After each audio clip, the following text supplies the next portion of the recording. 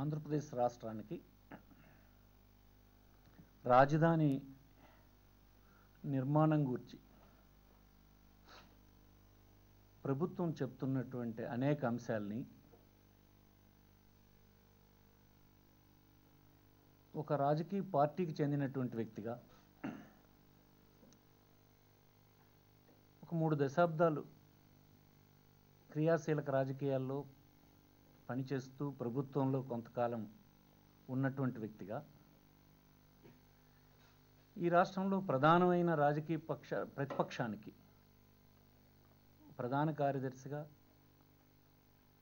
రాజధాని కేంద్రానికి కట్టబోతున్న రాజధాని కేంద్రానికి భూసేకరణ చేస్తున్నప్పుడు ఆ అంశాల మీద ఎప్పటికప్పుడు అధ్యయనం చేస్తూ మా పార్టీ తరఫున రిప్రజెంట్ చేయడానికి నియమించిన కమిటీకి అధ్యక్షునిగా నేను మీ ద్వారా ప్రజలకు ప్రభుత్వానికి కొన్ని విషయాలను చెప్పాలనే ఈవేళ ఈ సమావేశాన్ని నేను ఎంచుకోవడం జరిగింది. గౌరవనీయ మిత్రులైనటువంటి జర్నలిస్టులందరినీ ఈ ఛానల్స్ని కానీ నేను కోరుతున్నది ఏంటంటే ఇది ఒక రాజకీయ ప్రయోజనం కోసం అనేటువంటి అంశంగా చూడకుండా, ఒక పార్టీ ప్రయోజనం అనే అంశంగా చూడకుండా, అనేక అనుభవాలు ద్వారా తెలుసుకున్నటువంటి అంశాలు ఈ రాష్ట్రంలో ఉన్నటువంటి ప్రజలకు మీ ద్వారా తెలియజేయాలని, దానికి మీరందరూ సహకరించాలని ఈ సందర్భంగా కోరుతూ ఉన్నాను. ఇది చాలా ముఖ్యమైన అంశం. ఒక నిర్ణయం, నా అభిప్రాయంలో ఒక నిర్ణయం రేపు 13 జిల్లాల కలిగినటువంటి రాష్ట్రం ఒక అధ్వాన్నమైన స్థితికి నెట్టబోతుందన్నటువంటి అంశాన్ని నా అధ్యయనంలో నేను బాగా గుర్తించగలిసినానని మీకు మనవి చేస్తూ ఉన్నాను. ఈరోజు 33,500 ఎకరాల భూమిని సేకరించినామని ప్రభుత్వం చెబుతూ ఉంది. ఇంకా డిగ్రేడెడ్ ఫారెస్ట్ని డీనోటిఫై చేయడం ద్వారా ఇంకొంత భూమిని సేకరించాలని, ఇంకొంత భూమిని ల్యాండ్ ఎక్విజిషన్ యాక్ట్ని ఉపయోగించడం ద్వారా సేకరించాలని సుమారు 60-70 వేల ఎకరాల భూమిని సేకరించాలని ప్రభుత్వం చెప్తూ ఉంది. ఇది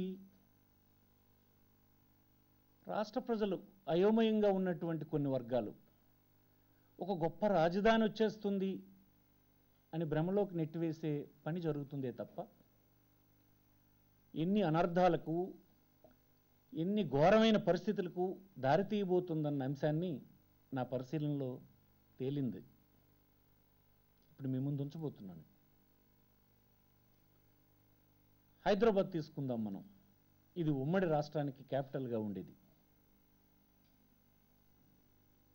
స్వాతంత్రం రాకముందు అనేక మంది ఇక్కడ పెట్టుబడులు పెడుతూ కొంత డెవలప్ చేశారు. స్వాతంత్రం అనంతరం వచ్చినటువంటి ప్రభుత్వాలు ఆనాటికి దేశంలో ఉండే పరిస్థితులకు, దేశాన్ని కానీ రాష్ట్రాన్ని కానీ అభివృద్ధి చేయాలంటే పబ్లిక్ సెక్టర్ ఇండస్ట్రీస్ని పెద్ద ఎత్తున పెట్టడమే ఆనాడు ఉన్నటువంటి ఒకే ఒక అవకాశం. ఎందుకంటే ఆనాటికి దేశంలో పెద్దగా టెక్నాలజీ ప్రైవేట్ పీపుల్ దగ్గర ఉండే పరిస్థితి లేదు, ఇన్వెస్ట్మెంట్ లేదు, పరిస్థితి లేదు. పబ్లిక్ సెక్టర్ ఇండస్ట్రీస్నే ప్రమోట్ చేసి తీసుకువెళ్ళడం, అభివృద్ధి దిశవైపు తీసుకెళ్లడం అనేది ఒక స్ట్రాటజీ ఒక 3 దశాబ్దాలు సాగింది. ఆ నేపథ్యంలో ఈ రాష్ట్రానికి వచ్చినటువంటి పెద్ద పెద్ద పరిశ్రమలు, ఉదాహరణకు మీరు తీసుకుంటే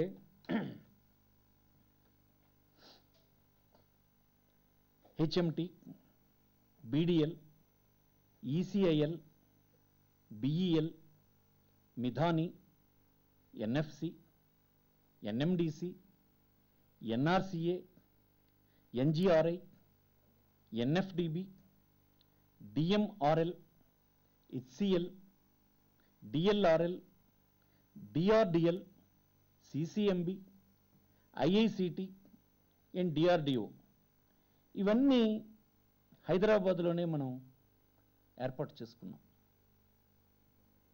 ఇదే సందర్భంలో ఈ దేశంలో ఉండే ఇతర రాష్ట్రాలకు కేటాయించిన ఇలాంటి పరిశ్రమలు వాళ్ళు వారి క్యాపిటల్ సిటీలో పెట్టలే. ఆ రాష్ట్రాల్లో వివిధ ప్రాంతాల్లో అవి పెట్టుకుంటూ రాష్ట్రాన్ని అంతటినీ అభివృద్ధి చేసేటువంటి ప్రయత్నం వాళ్ళు చేశారు. మీకు ఉదాహరణగా చూస్తే బిహెచ్ఎల్ ఉత్తరప్రదేశ్లో వాళ్ళు హరిద్వార్లో పెట్టారు, క్యాపిటల్ సిటీలో పెట్టుకోలేదు, లక్నోలో పెట్టుకోలేదు వాళ్ళు. అలాగే తమిళనాడు తీసుకుంటే తిరుచిలో పెట్టుకున్నారు. అట్లాగే హెచ్ఏఎల్ ఇన్ ఒరిస్సా తీసుకుంటే మీరు ట్రైబల్ ప్రాంతం అయినటువంటి కొరాపుట్లో పెట్టుకున్నారు, వాళ్ళు తీసుకెళ్ళి భువనేశ్వర్లో పెట్టల. ఇట్లాగా ప్రతి దగ్గర కూడా ఐడిపిఎల్ తీసుకుంటే యూపీలో తీసుకువెళ్ళి రిషికేశ్లో పెట్టారు, ఒక రిమోట్ ప్లేస్ అది. దేశంలో ఒక కర్ణాటక మినహా ఇలాంటి పబ్లిక్ సెక్టర్ ఇండస్ట్రీస్ వచ్చినప్పుడు రాజధానిలో పెట్టుకోవడం ఒకటి కర్ణాటకలో ఉండే బెంగళూరులో చేయడం జరిగింది. పెద్ద ఎత్తున ఆంధ్రప్రదేశ్లో ఈ 68 సంవత్సరాల కాలం కూడా క్యాపిటల్ సిటీలోనే పెట్టడం జరిగింది.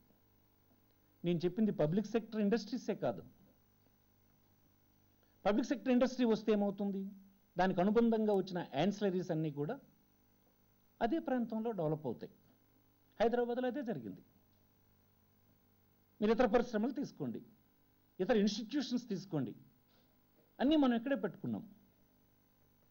ఉదాహరణకి ఐటీ ఇండస్ట్రీ అంతా ఇక్కడే డెవలప్ చేసాం. తదుపరి ఇన్స్టిట్యూషన్స్ తీసుకుంటే చాలా ఇన్స్టిట్యూషన్స్ ఇక్కడే పెట్టాం. నల్సార్స్ పెట్టుకున్నాం, సెంట్రల్ యూనివర్సిటీస్ పెట్టుకున్నాం, అగ్రికల్చర్ యూనివర్సిటీస్ పెట్టుకున్నాం.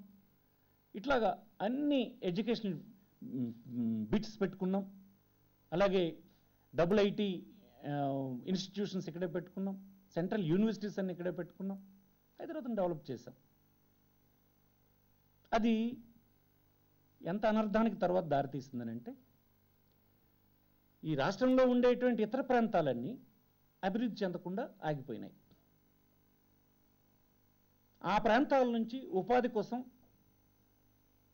మెరుగైనటువంటి జీవనాన్ని సాధించాలంటే హైదరాబాద్కు వెళ్ళక తప్పదు అనేటువంటి భావన కలిగించి గడిచిన 50 సంవత్సరాలు అన్ని ప్రాంతాల నుంచి వలస హైదరాబాద్కు వచ్చే ప్రయత్నమే జరిగింది. వ్యవసాయ ఆధారమైనటువంటి యువత ప్రాంతాలు ఆ వ్యవసాయంగానే ఉండిపోయింది. వ్యవసాయానికి నీరు లేకుండా, ఎష్యూర్డ్ నీరు లేకుండా అయిపోయింది. ఆ జిల్లాలో పెరగకుండా ఘోరమైన స్థితిలో అయోమయంలో మిగిలిపోయిన 60 సంవత్సరాలు. బట్ ఆంధ్రప్రదేశ్ అంతా అభివృద్ధి చెందిందన్నది దేశంలో ఒక ఫోకస్ కింద వచ్చింది. అభివృద్ధి చెందిన అనేక రాష్ట్రాల సరసన అన్నిటికంటే ముందు నిలబడేటువంటి స్థితికి ఆంధ్రప్రదేశ్ ఎదిగింది. కానీ హైదరాబాదే సెంట్రిక్గా జరిగిపోయింది ఇదంతా. స్వాతంత్రం వచ్చిన తొలినాళ్ళల్లో 69లో ఒక యాజిటేషన్ వచ్చింది. తెలంగాణ ప్రాంతం సహజంగా వెనుకబడి ఉన్నటువంటి ప్రాంతం కనుక మా వెనుకబడిన ప్రాంతాన్ని వేరే రాష్ట్రంగా ఇవ్వాలని ఒక ఉద్యమం వచ్చింది. సరే, ఆ ఉద్యమం తర్వాత ప్రశాంతత చేకూరింది. 2000లో మళ్ళీ తెలంగాణ ప్రాంతంలో వచ్చింది, మళ్ళీ ప్రత్యేక ఉద్యమం వచ్చింది. మీరు 2 ఉద్యమాల్ని మీరు చూసినప్పుడు కొంత ఆలోచన ధోరణి, ఉద్యమాన్ని నడిపినటువంటి వాళ్ళ ఆలోచన ధోరణి, దానికి ప్రేరేపించేటువంటి అంశాలను మీరు చూసినప్పుడు స్పష్టంగా తేడా కనిపిస్తుంది. 1969లో ప్రత్యేక తెలంగాణ కావాలని ఉద్యమం చేసినాడు. మా ప్రాంతం అభివృద్ధికి నోచుకోలేదు, మా ప్రాంతాన్ని మేముగా పరిపాలించుకుంటూ అభివృద్ధిని సాధించుకుంటామనే ఉద్యమం వస్తే 2000 సంవత్సరం వచ్చినటువంటి ఉద్యమం మా ప్రాంతం పెద్ద ఎత్తున అభివృద్ధి చెందింది, ఆ అభివృద్ధి ఫలాలన్నీ మాకే చెందాలనేటువంటి ఒక ఆలోచన ధోరణితో వచ్చినట్టుగా కనిపిస్తుంది. ఇది అన్ని రాజకీయ పార్టీల్ని చాలా లోతులకు పోయి అంశాలని అధ్యయనం చేసినటువంటి శ్రీకృష్ణ కమిటీలో ఈ అంశాన్నే పేర్కొన్నారు. ఈ 2 సార్లు వచ్చినటువంటి ఉద్యమానికి ఉండేటువంటి తేడాని స్పష్టంగా చెప్పడం జరిగింది. అంటే నేనేమంటానంటే ఒక పర్టికులర్ ప్రాంతాన్ని, క్యాపిటల్ సిటీని ఒక 3 దశాబ్దాలు పెద్ద ఎత్తున పబ్లిక్ సెక్టర్ ఇండస్ట్రీస్ని, అనేకమైన ఇన్స్టిట్యూట్స్ని, హెల్త్ని, ఐటీని అన్ని రకాలు తీసుకొచ్చి పెట్టడం వల్ల ఆ ప్రాంతం ఆర్థికంగానూ పరిపుష్టి అయింది. అన్ని విధాల జీవన ప్రమాణాలు అక్కడ పెరిగినాయి. ఆ రాష్ట్రానికి ఆదాయం సమకూర్చే ప్రధానమైన ప్రాంతంగా అయిపోయింది. ఆంధ్రప్రదేశ్కి వస్తే తెలంగాణలో ఉండే రూరల్ ప్రాంతాలన్నీ కలిపి 60% ఆదాయం అయితే ఒక్క హైదరాబాద్ మొత్తం, అంటే రాష్ట్రానికి అంతటికీ కలిపి ఒక్క హైదరాబాద్ పట్టణంలో ఆదాయమే 40% ఉండే. మిగతా ఆంధ్ర తెలంగాణ రూరల్ ప్రాంతం కలిపి 60% ఆదాయం ఉండే ఈ రాష్ట్రం విడిపోయినట్టుకి. అంటే చూసుకోండి.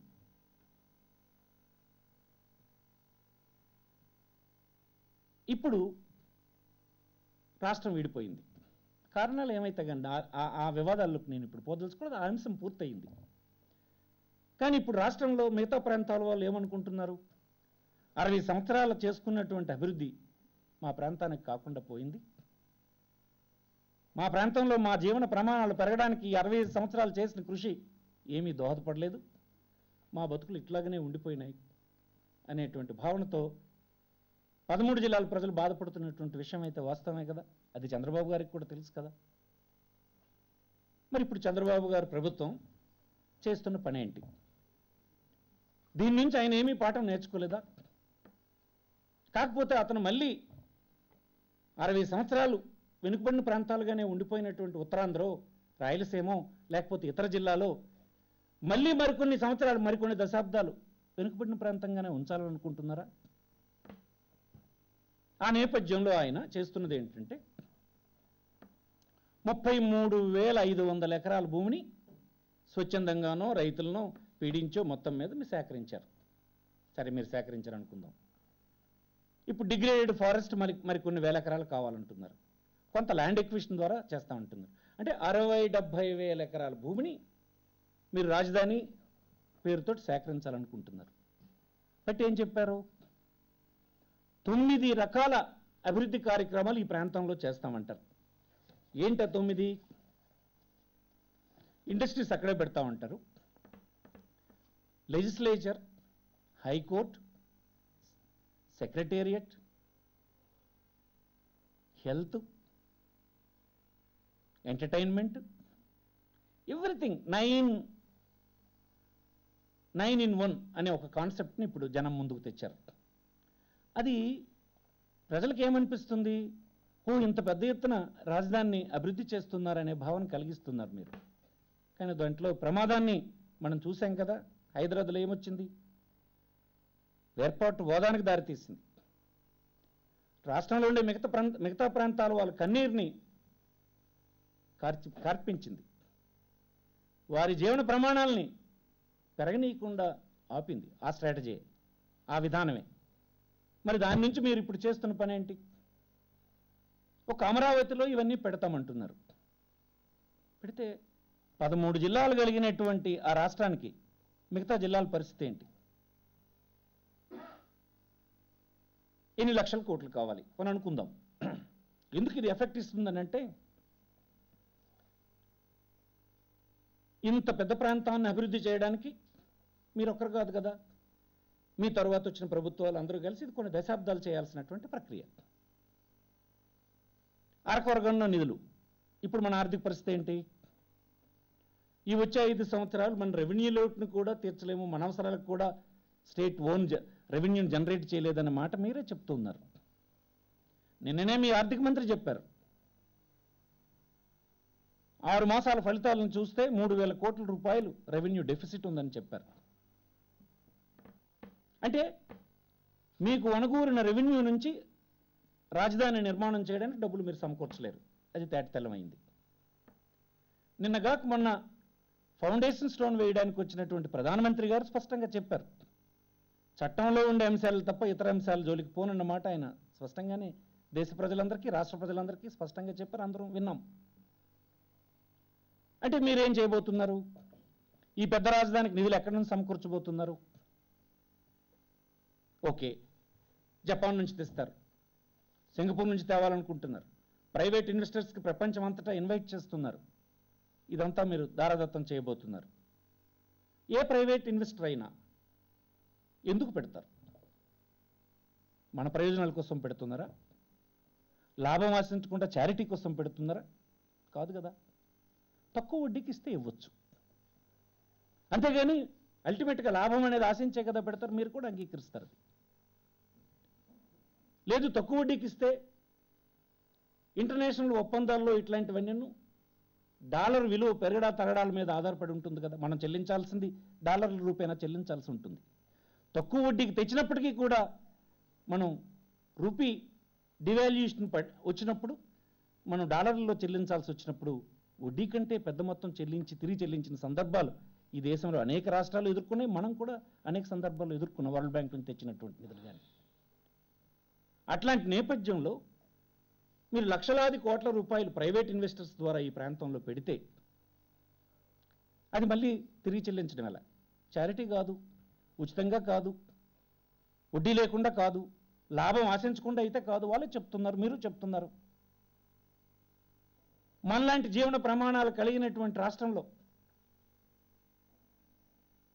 ఇట్లాంటి పెద్ద ఎత్తున ప్రైవేట్ మనీ తీసుకువచ్చి మీరు ప్రైవేట్ పీపుల్కి ఇచ్చేస్తే అది నిజంగా ప్రజల రాజధాని అవుతుందా? ఈవేళ ప్రధానమైన రహదారుల మీద కార్లు ప్రయాణం చేసినప్పుడే హైదరాబాద్ నుంచి శ్రీకాకుళం పోవడానికి చెల్లించాల్సి వచ్చినప్పుడు 1000 రూపాయలు టోల్ ట్యాక్స్ చెల్లించాల్సి వస్తేనే ఒక కారు నడుపుతున్నటువంటి అబవ్ మిడిల్ క్లాస్ కూడా గజగజలాడినటువంటి పరిస్థితి ఉంది. ఇది మన జీవన ప్రమాణాల స్థితిగతులు, ఇది మన ఆర్థిక స్థితిగతులు, ఇవి కుటుంబాలు, యావరేజ్ కుటుంబాల స్థితిగతులు. రేపు అమరావతి అనే రాజధానిలో ఈ ప్రైవేట్ ఇన్వెస్టర్స్ మీరు తీసుకొచ్చి రాజధానిలోకి ఎంటర్ అయితే ఎంట్రీ ఫీజు కట్టి, కారు నడిపినందుకు కారు కట్టి, రోడ్డు ఉపయోగించుకున్నందుకు రోడ్డుకి డబ్బు చెల్లించి, టాయిలెట్ ఉపయోగించుకున్నందుకు టాయిలెట్కి డబ్బు కట్టి, పార్కింగ్ చేసుకున్నందుకు పార్కింగ్కి డబ్బు కట్టి, ఇలాంటి పబ్లిక్ యూటిలిటీస్ అన్నిటిని ఫీజులు పెట్టి చేస్తే మీరు పెద్దల రాజధాని అవుతుందా? పేదల రాజధాని అవుతుందా? సామాన్యుల దాంట్లో బ్రతకాల్సినటువంటి పరిస్థితి మీరన్నదే అమలు జరిగితే కూడా లేదు. మీ తర్వాత వచ్చిన ప్రభుత్వాలు అదే ప్రాంతంలో ఇన్వెస్ట్మెంట్ పెడతారు, ప్రభుత్వ ఇన్వెస్ట్మెంటే పెడతారు అనుకోండి. అంటే ఇంకొక 50 సంవత్సరాలు మాలాంటి శ్రీకాకుళం ప్రాంతంలో ఇంకే అభివృద్ధిని మేము నోచుకోం. ఈ 65 సంవత్సరాలు లేదు, ఇప్పుడు కూడా అదే పరిస్థితినా? సహజంగా వర్షం లేనటువంటి రాయలసీమ ప్రాంతం ఉంది, వాళ్ళ పరిస్థితి అంతేనా? నార్త్ కోస్టల్లో విశాఖపట్నం, రూరల్, విజయనగరం ఇట్లాంటి ప్రాంతాలు ఉన్నాయి. వారి జీవన స్థితిగతులు ఎంత అధ్వానంగా ఉన్నాయో మొన్ననే మనకు సెన్సస్ చెప్పినాయి, కృష్ణ కమిషన్ చెప్పింది, రాజధాని కోసం అధ్యయనం చేసిన శివరామకృష్ణన్ చెప్పాడు. అన్నిటిలో ఆ ప్రాంతాలు అత్యంత దుర్భరమైన పరిస్థితులు ఉన్నాయని చెప్పారు. మరి మరొక 50 సంవత్సరాలు రాష్ట్రంలోనూ కేంద్రంలోనూ అణగూరిన నిధులన్నీ మళ్ళీ అమరావతిలోనే పెట్టుబడి పెట్టి ఆ జిల్లాలను విడిచిపెట్టేస్తామా? ఇదేనా మీ స్ట్రాటజీ? అంటే తలుచుకుంటేనే మాకు చాలా ఆవేదనగా ఉందని మీకు మనవి చేస్తుంది.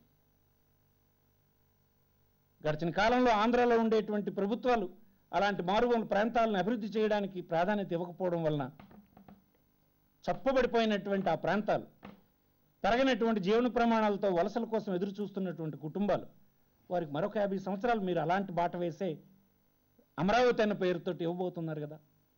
మీరు ఎంతకాలం ఉండిపోతారన్నది ప్రజాస్వామ్యంలో ఎవరూ చెప్పలేము. 3.5 సంవత్సరాల కాలం తర్వాత మరొక 3 సంవత్సరాల తర్వాత ఇంకొక ప్రభుత్వం రావచ్చు. కానీ ఇలాంటి పునాదులు వేసి మీరు ఇచ్చి తదుపరి ఆ రాష్ట్రానికి సమకూరుతున్నటువంటి రెవెన్యూని అంతటినీ అలాంటి వెనుకబడిన ప్రాంతాలకు విస్తరించకుండా, స్వాతంత్రం వచ్చిన 100 సంవత్సరాల తర్వాత కూడా వారి అభివృద్ధిని చూడకుండా ఉండేటువంటి పనికి మీరు పునాది వేస్తున్నారన్నది మీరు ఎందుకు గమనించలేదని అడుగుతున్నాను నేను. ఇది ధర్మమా అని అడుగుతున్నాను నేను. ఒక వెనుకబడిన ప్రాంతం నుంచి వచ్చినటువంటి వ్యక్తిగా ఇదేంటి పద్ధతి, ధర్మమేనా అడుగుతున్నాను. ఎందుకు మీరు ఇంత పెద్ద డెసిషన్ తీసుకున్నప్పుడు పొలిటికల్ పార్టీలను పిలవరు? ఎప్పుడైనా మాట్లాడారా? ప్రత్యేకంగా దీనికోసం సమావేశం పెట్టి డిస్కస్ చేస్తారా కష్ట నష్టాలని? ఈ రాష్ట్రంలో మరొక 6 7 రాజకీయ పార్టీలు ఉన్నాయి. సిపిఎం లాంటిది, సిపిఐ లాంటిది, జనశక్తి లాంటిది, బీజేపీ లాంటిది, కాంగ్రెస్ లాంటిది, వైఎస్ఆర్సీపీ లాంటిది, అలాగనే జయప్రకాష్ నారాయణ పెట్టినటువంటి పార్టీ లాంటిది. వారితో కూర్చొని మా ఆలోచన ధోరణిది, ఇలా చేయబోతున్నాం, మీ అభిప్రాయాలు ఏంటని కనీసం మీరు ఎప్పుడైనా చర్చలకు పిలిచారా? ఇలాంటి అంశాన్ని మీ ఒక్క ప్రభుత్వ కాలంలో పూర్తయింది కాదన్న సంగతి మీకు తెలుసు, ప్రజలందరికీ తెలుసు, అందరికీ తెలుసు. ఇలాంటి ప్రధానమైన నిర్ణయం తీసుకున్నప్పుడు రాజకీయ పార్టీలతో చర్చించాల్సిన అవసరం లేదా? కేవలం మీరు ఒక డేట్ పెట్టి పునాది వేస్తున్నామని చెప్పి దాంట్లో పునాదికి పిలిచే కార్యక్రమం, శంకుస్థాపన చేసే కార్యక్రమానికి మట్టి నీళ్లు పోయిండని రాజకీయ పార్టీలు పిలిస్తే సరిపోతుంది అనుకుంటున్నారా? మభి పెట్టడానికి అది సరిపడవచ్చు, కానీ నిజంగా రాష్ట్ర ప్రజల ప్రయోజనాల కోసం చేస్తున్న ఆలోచనగా అది ఎవరు విశ్వసించలేకపోతున్నారని మీకు మనవి చేస్తున్నాను. అన్ని అంశాల్ని క్యాపిటల్లో పెట్టి మరొక విభజన ఆలోచనని కొన్ని సంవత్సరాల తర్వాత తీసుకువెళ్ళడానికి మినహా ఈ 65 సంవత్సరాలు కాక మరికొన్ని దశాబ్దాలు మాకు అభివృద్ధి ఉండదు అనేటువంటి భావన ఉత్తరాంధ్ర లాంటి, రాయలసీమ లాంటి ఇతర 12 జిల్లాలకు మీరు విస్తరించడం మినహా ఏమిటి ప్రయోజనం ఉంది దీంట్లో మీరు చెప్పాలని కోరుతున్నా. దేశంలోనూ ప్రపంచంలోనూ ఉన్నటువంటి గొప్ప నగరాలకు ఉన్నటువంటి భూమి ఎంత ఉందో మీరు చూసారా? నేను చూశాను, అదంతా స్టడీ చేశాను. 125 టాప్ నగరాలను నేను అధ్యయనం చేశాను. ఎక్కడ మీరు చెప్పినటువంటి స్థలం, ఇంత భూమి ఒక రాజధాని కోసం కేటాయించింది లేదు. దీంట్లో ఎలాంటి సిటీలు ఉన్నాయి? New York, Tokyo, Chicago, Atlanta, Philadelphia, Boston, Los Angeles, Dallas, Houston, Detroit, Washington, Miami, ఇలాంటి 125 దేశాల్లో క్యాపిటల్ని చూశాను. ఎక్కడ ఇది లేదు. దానికి అదనంగా మీరు భూమి సేకరించి ఏం చేయబోతున్నారు? ఇంత విధ్వంసం, ఇంత అన్యాయం మిగతా ప్రాంతాలకు చేసి, ఆలోచన లేనటువంటి పనులు చేసి రాష్ట్రాన్ని అధోగతి పాలు చేయడం తప్ప ఇంకెందులో ఏమైనా విజ్ఞత ఉందా అని అడుగుతున్నాం మేము. పోనీ మీరే చెప్తున్నారు పేపర్లెస్ గవర్నమెంట్ పరిపాలన, అడ్మినిస్ట్రేషన్ అంటున్నారు, గవర్నెన్స్ అంటున్నారు. అసలు దానికి ఇంత పెద్ద ఎత్తున ఒక రాజధాని ఎందుకండి? పెద్ద రాజధానులు కట్టడం, వైభవంగా చూపించడం అనేది రాచరిక పరిపాలనలో ఉండేటువంటి ఆలోచన ధోరణి. అదొక విలాసవంతమైనటువంటి జీవితానికి అలవాటు పడిపోయిన పరిపాలకులు, డిక్టేటర్లుగా ఉన్నటువంటి సందర్భాల్లో చేసిన పనులు అవి. మీరు చేయాల్సినటువంటి పని కాదు. మన ముందు ఉన్నటువంటి సమస్యలు ఎలాంటివి ఉన్నాయి? దేశంలో అయితే ఇప్పటికి 30 కోట్ల మందికి విద్యుత్ సౌకర్యమే లేదని పరిస్థితి ఉంది. 40 కోట్ల మంది ఇల్లు కలిగి టాయిలెట్లు లేనటువంటి పరిస్థితి ఉందని ప్రధానమంత్రి గారు మొన్న చెప్పారు. తాగేందుకు మంచినీరు దొరకనటువంటి పరిస్థితి 40 కోట్ల మంది ప్రజలకు ఉందని చెప్తున్నారు. మన రాష్ట్రంలో చూస్తే వ్యవసాయం గిట్టుబాటు కాక చనిపోతున్నటువంటి రైతులు, మెడకు ఉరితాడు తగిలించుకున్న కుటుంబాలు, అప్పులతో ఘోరాతి ఘోరంగా జీవన ప్రమాణం ఉన్నటువంటి పరిస్థితులు మీకు కనిపిస్తున్నాయి. చాలా గ్రామాల్లో ఇప్పటికీ అభివృద్ధికి నోచుకున్నటువంటి పరిస్థితి ఉంది. ఆ గ్రామాల్లో ప్రజలంతా ఉపాధి కోసం ఇంకో ప్రాంతాలకు పరిగెట్టిపోతున్నారు. వైద్యం అందించే పరిస్థితి లేదు, మంచి ఎడ్యుకేషన్ ఇచ్చే పరిస్థితి. ఇప్పటికి కూడా మనం దేశంలోనే అందరికంటే వెనుకబడి విద్యా విషయంలో, లిటరసీలో వెనకబడి ఉన్నటువంటి విషయం మీ స్టాటిస్టిక్స్ చెప్తున్నాయి. ఇంత ప్రాధాన్యత కలిగినటువంటి అంశాలకు, పేద ప్రజలకు సంబంధించిన అంశాలకు అరకొరగా ఉన్నటువంటి మన నిధులు వినియోగించకుండా విలాసవంతమైన క్యాపిటల్ కట్టడం అనేది ఏ రకంగా మీరు సమర్థించుకోగలరని అడుగుతున్నాం. పెద్ద క్యాపిటల్ అభివృద్ధికి దోహదం చేసిందని మీరు రుజువు చేయగలరా? మీరు ఒక గొప్ప క్యాపిటల్, 400 సంవత్సరాలు అభివృద్ధి చెందిన హైదరాబాద్ని క్యాపిటల్గా పెట్టుకొని మీరు 9 సంవత్సరాలు పరిపాలన చేశారే, గొప్ప రిజల్ట్స్ని మీరు చూపించగలిసినారా? చెప్పండి. ఆనాడు మీకు 10 సంవత్సరాలు, 9 సంవత్సరాలు మీరు పరిపాలన చేసినప్పుడు యావరేజ్ గ్రోత్ రేటు జీడిపి మీరు చూసుకుంటే 5.6% ఉంది. తర్వాత వచ్చినటువంటి రాజశేఖర రెడ్డి గారి హయాం 9.6% జీడిపి ఉన్నటువంటి విషయాన్ని మీరు కాదనగలరా? ఇండస్ట్రియల్ గ్రోత్ మీరున్న కాలంలో హైదరాబాద్లో అత్యంత దిగజారిపోయినటువంటి పరిస్థితి ఉంది. రాజశేఖర రెడ్డి గారి హయాం సక్సెస్ఫుల్గా అయింది. అంటే నేను చెప్పొచ్చేది ఏంటంటే, ఒక పెద్ద క్యాపిటల్ ఆ రాష్ట్రానికి అంతటికీ ప్రయోజనం ఇచ్చే నిర్ణయాలను, ప్రయోజనం ఇచ్చేటువంటి పరిస్థితులను సృష్టించలేదు. ఒక మంచి పరిపాలన ఆ ప్రజలందరి తాలో జీవన ప్రమాణాలు పెంచడానికి ఉపయోగపడుతుంది తప్ప పెద్ద క్యాపిటల్ ద్వారా రాష్ట్రానికి ప్రయోజనం చేకూరుస్తాననే అంశం రుజువు అవ్వలేదు. అది మీ పరిపాలనలోనే మీకే అనుభవపూర్వకంగా మీకు తెలిసింది. అలాంటి హైదరాబాద్ని పెట్టుకొని కూడా మీరు సక్సెస్ఫుల్ పరిపాలన ఇవ్వలేకపోయారు కదా. మన దగ్గర ఉన్నటువంటి అగ్రికల్చర్ ప్రొడక్షన్ తీసుకున్న, ఇండస్ట్రియల్ గ్రోత్ తీసుకున్న, యాన్యువల్ జీడిపి తీసుకున్న, ఏది సక్సెస్ఫుల్గా రాలేదు. ఇలాంటి పరిస్థితుల్లో పెద్ద క్యాపిటల్తో ఏం సాధిస్తారు మీరు? పేపర్లెస్ గవర్నెన్స్ అంటున్నారు, దానికి ఏం కావాలి? ఇంత కాన్సన్ట్రేటెడ్ ఒక ప్రాంతం అనేది ఎన్ని అనర్థాలకు దారితీస్తుంది ఇప్పుడు మేము చెప్పాం. దీన్ని ఏమైనా కాదనగలరా మీరు? రేపు అమరావతి ఇంకొక విభజనకి, ఇంకొక అసంతృప్తికి బీజాలు వేస్తున్నారు మీరు. మనం రాజకీయాల్లో ఎంతో కాలం ఉండకపోవచ్చు, జీవించి కూడా అనేక దశాబ్దాలు మనం ఉండకపోవచ్చు, ఎవరికైనా ఇది అంతే. కానీ శాశ్వతంగా ఇలాంటి వెనుకబడిన ప్రాంతాలు వాళ్ళ కన్నీరునికి దోహదం అయ్యే పనుల్ని, వారి జీవన ప్రమాణాలు పెరగకుండా ఉండే పరిస్థితికి దోహదం చేసే పనులు చేస్తున్నారు. మీరు ఒక్క మాటని అడుగుతున్నా, చెప్పండి, మీరు ఎందుకు హైదరాబాద్ విడిచిపెట్టి రావడం లేదు? ఒక అభివృద్ధి చెందిన ప్రాంతం అనే కదా, ఇక్కడే ఎందుకు ఇల్లు కట్టుకుంటున్నారు? ఇక్కడే నివసించండి అనుకుంటున్నారు. మరి మేము శ్రీకాకుళంలో ఉండేవాళ్ళం, మేము వాళ్ళకి అనుకోవద్దా? మా ప్రాంతం కూడా అభివృద్ధి చెందాలని మేము కోరుకోవడంలో తప్పేమైనా ఉందా? మీరు చేస్తున్నటువంటి పనులు ఎటువైపు పునాదులు వేస్తున్నారో మీకు అర్థమైందా? అలాగే కడపలోనో, అనంతపురంలోనో, కర్నూలులోనో, రాయలసీమ, చిత్తూరు రిమోట్ ప్రాంతాల్లోనూ, విజయనగరం చివరి ప్రాంతాల్లోనూ ఉన్నటువంటి వారు మా రాష్ట్రం అభివృద్ధి చెందాలని కోరుకోరా? 12 ఇన్స్టిట్యూషన్స్ వస్తే కేంద్ర ప్రభుత్వం రాష్ట్ర విభజన సమయంలో 12 ఇన్స్టిట్యూషన్స్ ఇచ్చింది. వారి నిధులతో ఆంధ్రప్రదేశ్లో మిగిలి ఉన్నటువంటి ప్రాంతంలో పెట్టడానికి ఎయిమ్స్ లాంటిది, ఐఐటీలు లాంటివి ఇస్తే ఒక్క ఇన్స్టిట్యూట్ శ్రీకాకుళంలో పెట్టే అవకాశం లేదా? 13 జిల్లాలు కలిగిన రాష్ట్రంలో జిల్లాకు ఒకటి పెట్టే కూడా పరిస్థితి కూడా మీకు ఏంటి? మీ దృక్పథం ఏంటి? మా లాంటి ప్రాంతాల మీద ఉండేటువంటి మీ దృక్పథం అర్థమైపోతుంది మాకు.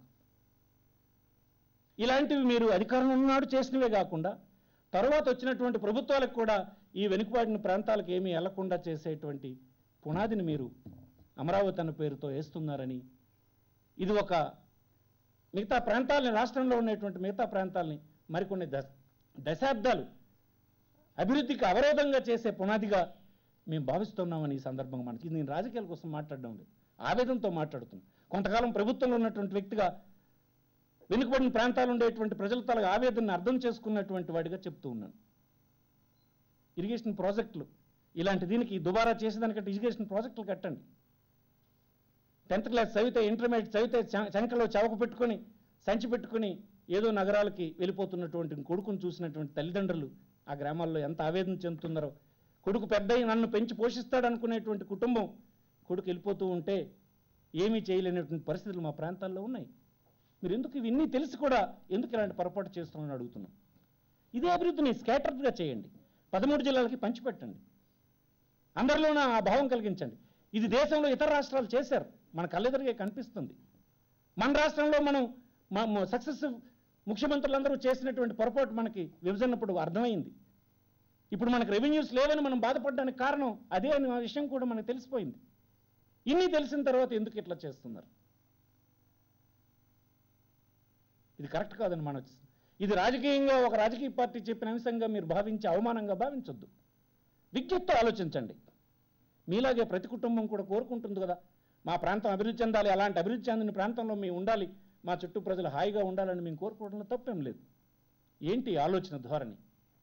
70,000 ఎకరాల ఎక్కడుంది? మీ దగ్గర ఇన్వెస్ట్మెంట్ ఉందా? ఏంటి పద్ధతి? మీకు ఎవరైనా వడ్డీ లేకుండా లాభం వచ్చిన చారిటీతో డబ్బిస్తామన్నారా?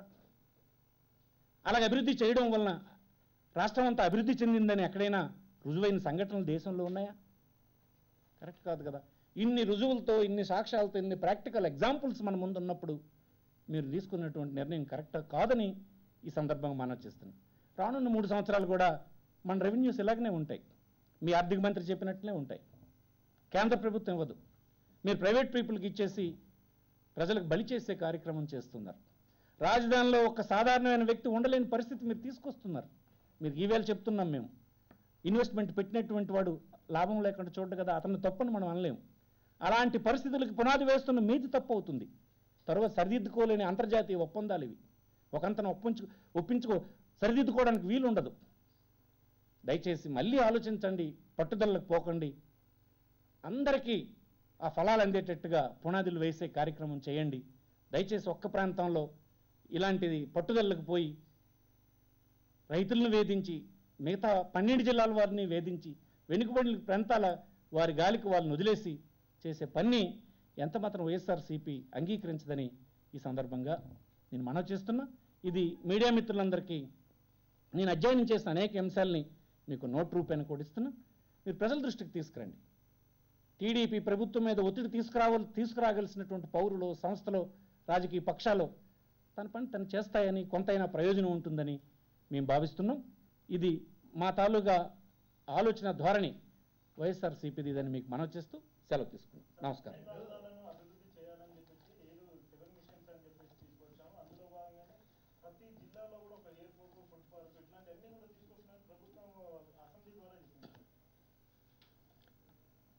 ఎక్కడ ఎయిర్పోర్ట్లు తీసుకొచ్చారు, ఏది దానికి ఎక్కడుంది, ఎక్కడ పాలసీలో సివిల్ ఏవియేషన్ అనే పాలసీ కేంద్ర ప్రభుత్వాన్ని, అందులో అన్ని దగ్గరలో ఎయిర్పోర్ట్లు పెట్టడానికి వాళ్ళేం అంగీకరించరే.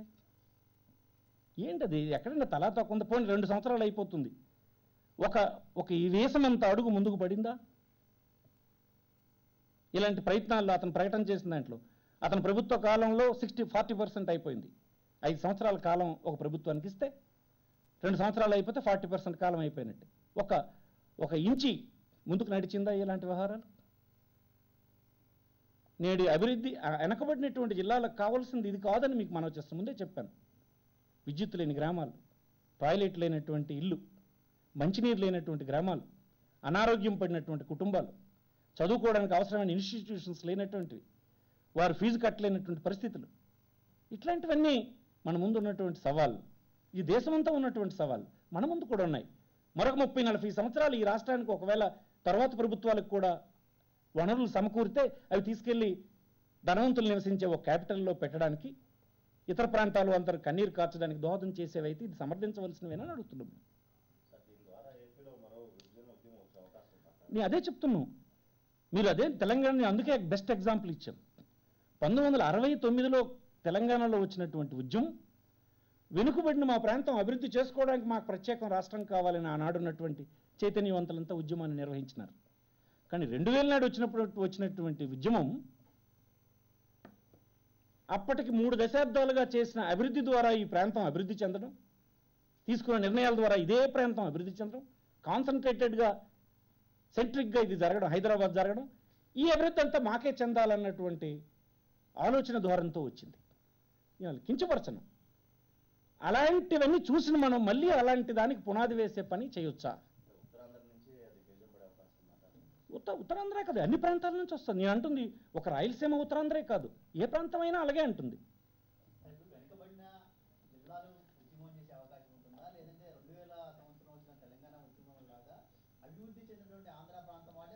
నేను చెప్తుంది అవి ఎప్పుడైనా భవిష్యత్తుని దృష్టిలో పెట్టుకున్నటువంటి పాలకులు ఇలాంటి అనుభవాలన్నింటినీ దృష్టిలో తీసుకొని వీలైనంత వరకు అలాంటివి జరగడానికి అవకాశం లేనటువంటి నిర్ణయాలు తీసుకోవాల్సిన అవసరం ఉంది. తీసుకునే అవకాశం ఉండుండేది. మీరు రాజకీయ పార్టీని పిలిచారా? వారి అభిప్రాయాలు విన్నారా? ఇలాంటి వెనుకబడిన ప్రాంతాల్లో ఉండేటువంటి సంఘాలను పిలిచారా? మాట్లాడారా? ఎప్పుడైనా శాసనసభ ప్రత్యేకమైన సమావేశం పెట్టారా? ఎప్పుడు మీరు నిర్ణయం తీసుకొని అది చెప్పడం, అది గొప్పగా ప్రజలకు చెప్పడమే తప్ప ఇప్పటివరకు రాష్ట్ర ప్రజలందరూ ఏమనుకుంటున్నారు? గొప్ప రాజధాని, పెద్ద రాజధాని, మన రాజధాని, ఆ రాజధాని, 7 రకాలు వస్తాయి, 9 రకాలు ఒక దగ్గరే ఉంటాయని అంటున్నారు. దాని ద్వారా మొత్తం కొంప కొల్లేరు అయిపోతుంది మొత్తం రాష్ట్రం అంతా అనే అంశం కొద్దిగా ఆలోచన ద్వారా కలిగినటువంటి వాళ్ళకే తెలుస్తుంది. ఇది నేను ఈ అధ్యయనం ద్వారా మీ ద్వారా ప్రజలకు నేను చెప్పదలుచుకున్నాను. ఏ ప్రాంతం వారైనా అన్యాయాన్ని ఎదిరిస్తారు, ఎప్పటికైనా ఎంతకాలం భరిస్తారు.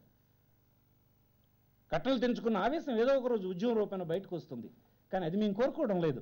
తెలిసినప్పుడు మనం దాన్ని నిరోధించే పని చేయాలి, అవాయిడ్ చేసే పని చేయాలి. విజ్ఞులైనటువంటి రాజకీయ పార్టీలు కానీ నాయకులు కానీ, అది మేము